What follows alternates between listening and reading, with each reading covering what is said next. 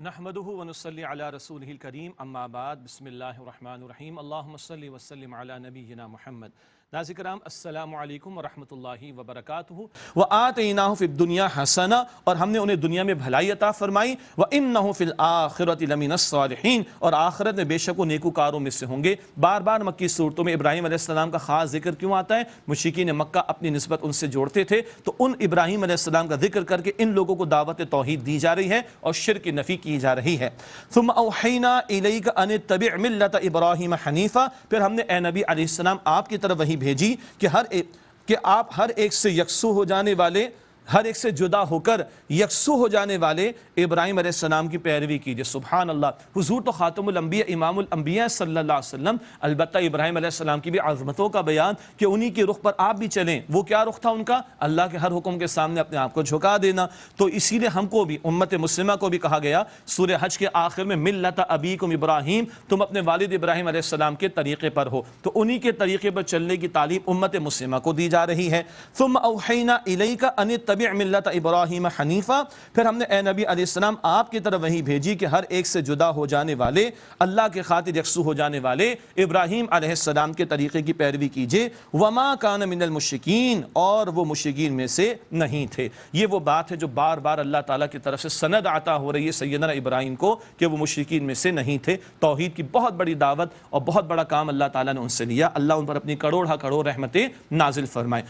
اعوذ باللہ من الشیطان الرجیم، بسم اللہ الرحمن الرحیم۔ انما جعل السبت علی الذین اختلفوا فیہ، بے شک ہفتے کا دن ان لوگوں پر مقرر کیا گیا جنہوں نے اس میں اختلاف کیا تھا۔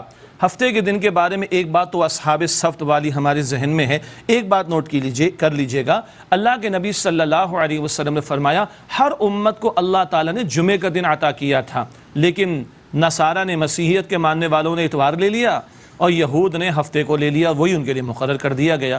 ہماری امت کو حضور فرما رہے اللہ نے توفیق عطا فرمائی، ہم نے جمعے کو برقرار رکھا۔ حضور تو یہ فرما گئے، اب حضور کے فرمان کی لاج ہمیں رکھنی ہے۔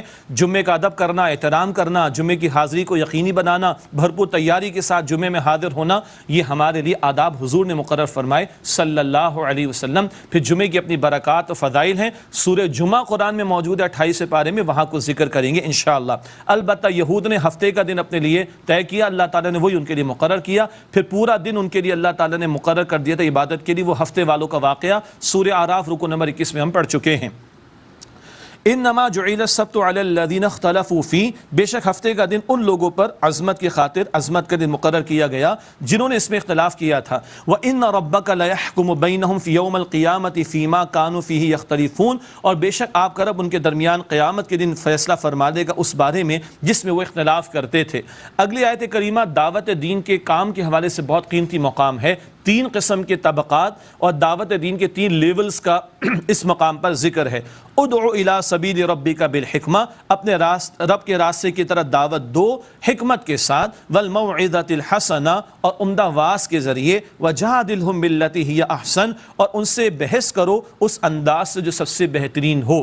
معاشرے میں ایک وہ طبقات ہوتے ہیں جو غور و فکر کرنے والے ہوتے ہیں، انٹلیکچوئلز ہوتے ہیں، کم مگر معاشرے میں با اثر ہوتے ہیں، ان سے انٹلیکچوئل لیول پر اور دلائل کے ساتھ بات کرنا ضروری ہوگی۔ تو حکمت میں پختگی اور دلائل کا پختہ ہونا، اس کی طرف بھی اشارہ، اس سطح پر بھی دین کی دعوت پیش کرنے کی ضرورت ہے۔ نمبر 2، والموعظۃ الحسنہ، عمدہ واعظ۔ عظیم اکثریت معاشرے میں عوام کی ہوتی ہے اور ان کا معاملہ یہ ہوتا ہے کہ دل سے جو بات نکلتی ہے اثر رکھتی ہے، پر نہیں طاقت پرواز مگر رکھتی ہے۔ دل سے بات نکلے گی ہمدردی کے جذبے کے ساتھ تو دل پر اثر ہوگا، یہ ہے عمدہ وعد و نصیحت کا انداز۔ تیسرا، ایک طبقہ معاشرے میں وہ ہوتا ہے جو نہ مانتا ہے نہ دوسروں کو ماننے دیتا ہے، یہ فتنہ پرور قسم کے لوگ ہوتے ہیں اور اعتراضات اٹھاتے ہیں، اشکالات پیش کرتے ہیں، کنفیوژنز کریٹ کرتے ہیں۔ ان کا بھی جواب دینا پڑے گا اور ان سے بھی ڈائلاگ کرنا پڑے گا، ان کے اعتراضات کا بھی جواب دینا ضروری ہوگا۔ البتہ انداز کیا ہوگا؟ احسن، دا بیسٹ، بہترین انداز سے ان کے ساتھ مباحثہ ہوگا جو کہ کرنا ضروری ہے۔ یہ 3 ڈائمنشنز ہیں دعوت دین کے کام کے تعلق سے جو اہل علم اس مقام پر بیان فرمائیں۔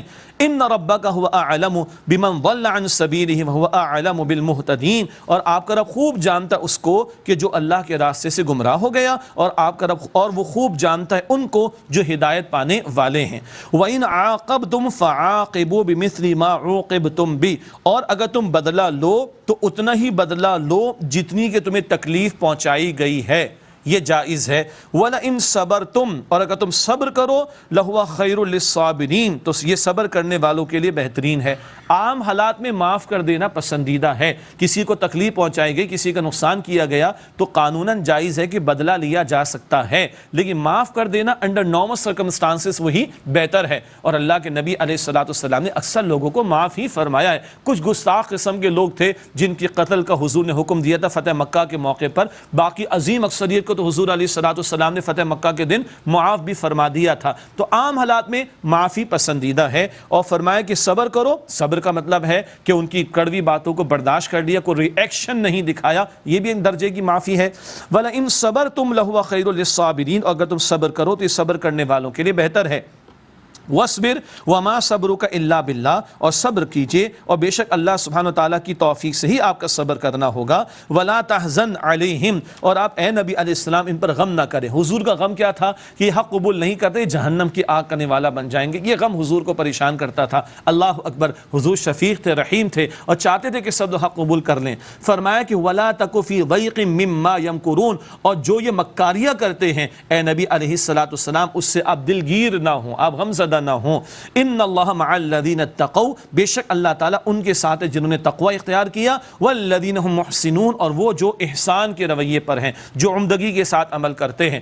اللہ ہر ایک کے ساتھ ہے، اللہ ہر ایک کے ساتھ ہے، لیکن ایک اللہ کا خصوصی ساتھ ہوتا ہے، ایک اللہ کی خصوصی معیت ہوتی ہے۔ وہ خصوصی معیت اور وہ خصوصی ساتھ اللہ کا کن لوگوں کے لیے ہے؟ جو تقوی اختیار کریں، گناہوں سے بچنے والے، جو احسان کے روش پر ہوں، عمدگی کے ساتھ اللہ تعالیٰ کی بندگی کرنے والے ہوں۔ اللہ ایسے لوگوں میں ہم سب کو شامل فرمائے۔ الحمدللہ سورۃ النحل کا مطالعہ یہاں پر مکمل ہوا، اور اسی کے ساتھ قرآن حکیم کا پارہ نمبر 14 بھی مکمل ہوا۔ اب الحمدللہ ہم پارہ نمبر 15 کا آغاز کر رہے ہیں اور سورہ بنی اسرائیل کا مطالعہ شروع کر رہے ہیں۔ سورہ بنی اسرائیل کا ایک اور نام سورۃ الاسراء بھی ہے۔ اسراء وہ جو معراج کا واقعہ اس کی نسبت سے، جو اس کا زمینی حصہ سفر کا ہے، اس کا پہلی آیت میں ذکر آئے گا، اس نسبت سے سورت کا نام سورۃ الاسراء بھی ہے۔ ایک دو اہم باتیں یہاں پر نوٹ کی۔ بسم اللہ الرحمن الرحیم، سبحان الذی اسری بعبدہ لیلا من المسجد الحرام الی المسجد الاقصی، پاک ہے وہ ذات اللہ کی جو اپنے بندے صلی اللہ علیہ وسلم کو رات کے قلیل حصے میں لے گیا مسجد حرام سے مسجد اقصی تک، الذی بارکنا حولہ، جس کے ارد گرد کے ماحول کو اللہ فرماتا ہے ہم نے برکت عطا فرمائی، لنوریہ من آیاتنا، تاکہ ہم اپنے اس بندے صلی اللہ علیہ وسلم کو اپنی نشانیوں میں سے دکھائیں، انہ هو السمیع البصیر، بے شک وہ اللہ خوب سننے والا، خوب دیکھنے والا ہے۔ معراج کا واقعہ ہم سب کے علم میں ہے، معراج عروج کو کہتے ہیں، وہ ساتواں آسمان اور اس سے آگے وہاں، اور وہاں سے بھی وہاں آگے کہ جہاں جبریل علیہ السلام نے بھی کہا کہ اس سے آگے میری جورسڈکشن نہیں، میرے پر جل جائیں گے۔ پھر محمد مصطفیٰ صلی اللہ علیہ وسلم اور رب مصطفیٰ صلی اللہ علیہ وسلم اور ان دونوں کی ملاقات کا معاملہ، اللہ اکبر۔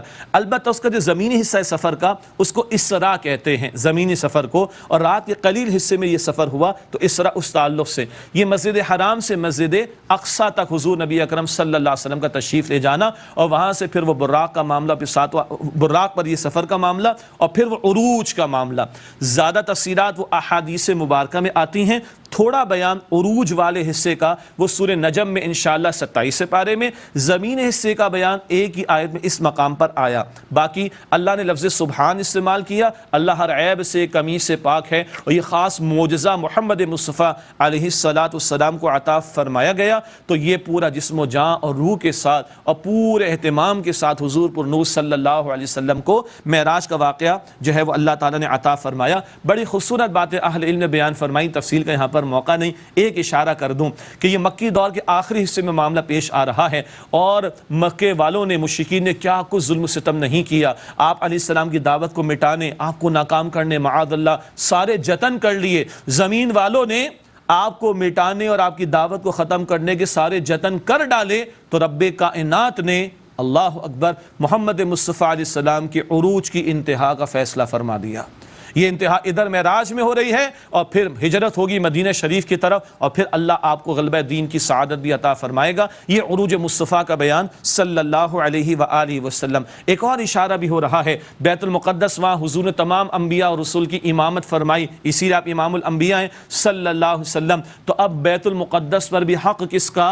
امت محمدیہ کا صلی اللہ علیہ وسلم، کیونکہ وہاں موسیٰ بھی موجود تھے علیہ السلام۔ تو بیت المقدس کا قضیہ اللہ نے خود فیصلہ فرما دیا اس کا کہ یہ امت محمدیہ کے پاس اس کا انتظام ہونا چاہیے۔ ابھی تو معاملات مشکل ذرا مختلف ہیں اور ابھی حالات بڑے سنگین ہونے بھی ہیں، اور اس کے بعد وہ یہود کی سازشوں کی انتہا کا معاملہ، پھر وہ دجال کے آنے کی بات، پھر جناب عیسیٰ علیہ السلام کا نزول، پھر مسلمانوں کے عروج کا معاملہ اور کل روئے ارضی پر اللہ کے دین کا غلبہ، یہ بشارتیں ہم آپ کو بعد میں بھی سنائیں گے انشاءاللہ تعالی۔ مسجد اقصیٰ کا علاقہ، وہ فلسطین کا علاقہ، وہاں انبیاء علیہ السلام بکثرت اللہ تعالیٰ نے بھیجے، مادی نعمتیں روحانی نعمتیں اللہ نے عطا فرمائی، ان کی طرف بھی اشارہ۔ انہ هو السمیع البصیر، بے شک وہ اللہ خوب سننے والا خوب دیکھنے والا ہے۔ وَآتَيْنَا مُوسَى الْكِتَابَ وَجَعَلْنَاهُ هُدًى لِبَنِي إِسْرَائِيلَ، اور ہم نے موسیٰ علیہ السلام کو کتاب یعنی تورات عطا فرمائی، اور ہم نے اسے یعنی تورات کو بنی اسرائیل کے لیے ہدایت بنایا۔ اللہ تتخذوا من دونی وکیلا، اس کی تعلیم کیا تھی کہ تم میرے سوا کسی کو کارساز نہ ٹھہراؤ۔ تمام الہامی کتابوں، تمام رسولوں کی بنیادی تعلیم کیا ہے؟ ایک اللہ کی عبادت کرو، اسی پر توکل کرو، اس کے سوا کسی کو کارساز نہ ٹھہراؤ۔ صحیح بخاری حدیث نمبر 28۔ ایک شخص نے نبی پاک صلی اللہ علیہ وسلم سے پوچھا کہ کون سا اسلام بہتر ہے؟ آپ صلی اللہ علیہ وسلم نے فرمایا کہ تو کھانا کھلائے اور ہر شخص کو سلام کرے، خواہ تو اس کو جانتا ہو یا نہ جانتا ہو۔ بخاری حدیث نمبر 29۔ نبی پاک صلی اللہ علیہ وسلم نے فرمایا کہ مجھے دوزخ دکھائی گئی تو اس میں زیادہ تر عورتیں تھیں جو کفر کرتی ہیں۔ کہا گیا یا رسول اللہ کیا وہ اللہ کے ساتھ کفر کرتی ہیں؟ آپ صلی اللہ علیہ وسلم نے فرمایا کہ خاوند کی ناشکری کرتی ہیں، احسان کی ناشکری کرتی ہیں۔ اگر تم عمر بھر ان کے ساتھ احسان کرتے رہو، پھر تمہاری طرف سے کبھی کوئی ان کے خیال میں ناگواری کی بات ہو جائے تو فوراً کہہ اٹھے گی کہ میں نے کبھی تجھ سے کوئی بھلائی نہیں دیکھی۔ صحیح بخاری حدیث نمبر 31۔ حضرت ابو ذر رضی اللہ تعالی عنہ سے ایک شخص ملا تو وہ دیکھا کہ وہ ایک جوڑا پہنے ہوئے ہیں، ان کا غلام بھی ویسا ہی جوڑا پہنے ہوئے ہے۔ اس نے سبب پوچھا تو کہنے لگے کہ میں نے اپنے غلام کو برا بھلا کہا، تو نبی پاک صلی اللہ علیہ وسلم نے مجھ سے فرمایا کہ اے ابو ذر، تو نے بے شک تجھ میں ابھی بھی زمانہ جاہلیت کا اثر باقی ہے، یاد رکھو کہ ماتحت لوگ تمہارے بھائی ہیں، اللہ نے کسی مصلحت کی وجہ سے انہیں تمہارے قبضے میں دے رکھا ہے، تو جس کے ماتحت اس کا کوئی بھائی ہو تو اس کو وہی کھلائے جو خود کھاتا ہے، اور وہی کپڑا پہنے جو خود پہنتا ہے، اور ان کی تکلیف نہ دو کہ ان کے لیے مشکل ہو جائے گا، کوئی سخت کام ڈالو تو خود بھی ان کی مدد کرو۔